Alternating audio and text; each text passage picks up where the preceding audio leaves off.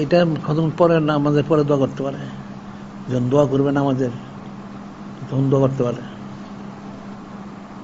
নামাজটা শেষ করে যখন সে দোয়া করে তখন দোয়া করতে পারে। দোয়ার তো অনেক লম্বা।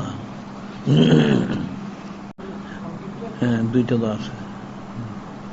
তাহলে সংক্ষিপ্ত মানে মোনাজাত যখন করে তখন এটা সংক্ষিপ্ত করলেই হয়, আমিন আমিন করলেই দোয়া হয়ে যায়। দোয়া তো একটাই, দোয়া কি দুইটা আছে কোনো? দোয়া তো একটা, আলাদাভাবে করলে আমি যেভাবে করো তাই হয়ে গেল, করতে পারবো, কোনো অসুবিধা নাই, তো করা যেতে পারে। এখন রমজান শরীফ প্রায় শেষ প্রান্তে, সবাই বেশি দোয়া করা উচিত। মুসলমানের জন্য দোয়া করো, কাফের বিরুদ্ধে বদ্ধ করো। কাফের কিন্তু সারাদিন জুলুম করতেছে, এই যে এখন আবার ফিলিস্তিনে এই রমজান শরীফ মাসে যে জুলুমগুলি করতেছে, ইফতারি সাহারি সময় এগুলো করতেছে, কেমনে কি করবে? এই ইয়েমেনে বা লেবাননে নানান জায়গায়,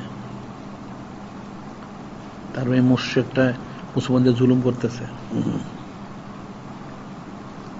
এদের বিরুদ্ধে কঠিন বদ্ধ করা উচিত।